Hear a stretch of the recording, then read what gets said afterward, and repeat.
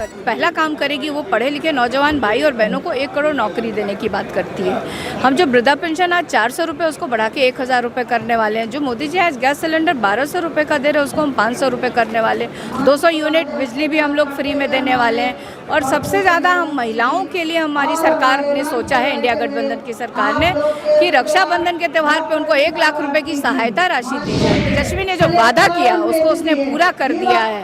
5 लाख सरकारी नौकरी देने का काम किया जो इस देश के इतिहास में नहीं हुआ। प्रधानमंत्री जी को देखिए, बिहार याद आता है चुनाव के समय, तो अभी डबल इंजन की सरकार में सारण में आपको दिखा। अब SIT गठित हुआ है हमारे परिवार पे, FIR हुआ है हमारी बहन पे, और जिसने गोली मारी खुलेआम उसका वीडियो दिख रहा है और उसके ऊपर कोई एक्शन नहीं है। देखिए, मुझे तो लगता है कि इस बार 40 में से 40 सीटें इंडिया गठबंधन को देने जा रही है बिहार की जनता। 24 लोकसभा का चुनाव चल रहा है और अभी हम पाटलिपुत्रा में मौजूद हैं और पाटलिपुत्रा की उम्मीदवार मिसा भारती हमारे साथ बातचीत के लिए लगातार आपके क्षेत्र में घूम रही हैं। क्या माहौल है? लगातार घूम रही हैं, अभी भी चुनावी जनसभा को संबोधित करने पहुंचे, क्या माहौल है? देखिए, माहौल तो बहुत अच्छा है। एक तरफ से देखा जाए तो जो तेजस्वी ने जो 17 महीनों में जो वादा किया था, उसने जो 5 लाख सरकारी नौकरी देने का काम किया, तो युवाओं में काफ़ी उत्साह है और उनके परिवार के लोगों को काफ़ी एक विश्वास और दिखता है उसके प्रति। और वहीं पे आप देखिए, जो 10 वर्षों से जिस देश के प्रधानमंत्री नरेंद्र मोदी जी ने जो वादा किया उसके प्रति आक्रोश भी बहुत जनता में है। और खास तौर पे सबसे ज़्यादा अगर किसी को ठगने का काम किया तो हमारा बिहार राज्य है।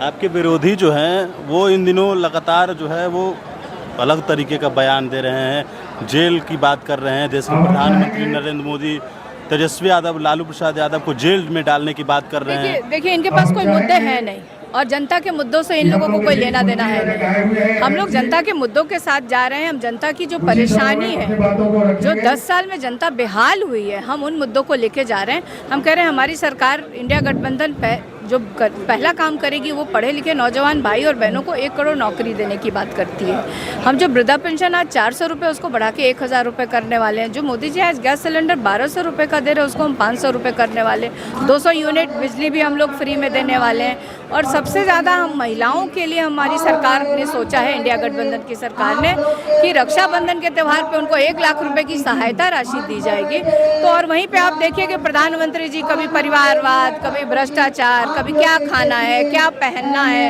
इस तरह की बात करते हैं। और उनकी सभाओं में भी जो जनता जाती है वो भी उम्मीद की नज़रों से देखती है कि आखिर प्रधानमंत्री जी आए हैं तो अपनी झोली से बिहार के लिए कौन से वादे करने वाले हैं, और जो वादे किए थे उनमें से कितने वादे उन्होंने पूरे किए, ये सुनना और जानना चाहती है। और उनको निराशा हाथ लगती है और निराशा और घर लौटते हैं वो लोग। और आप एक चीज़ और मैं आपको बताना चाहती हूँ कि प्रधानमंत्री जी को देखिए, बिहार याद आता है चुनाव के समय, और प्रधानमंत्री की सभाएं भी उसी समय लगती है जब किसी चरण का चुनाव होता है।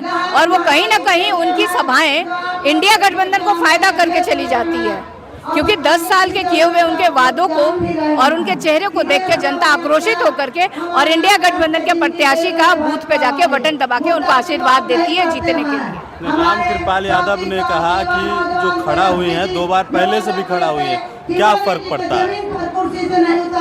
उनको फर्क नहीं पड़ता है, क्योंकि वो तो अपने चेहरे और अपने काम के बल पे तो दोनों बार चुनाव नहीं लड़े, चाहे वो 2014 का हो चाहे वो 2019 का, मोदी जी का चेहरा दिखा के।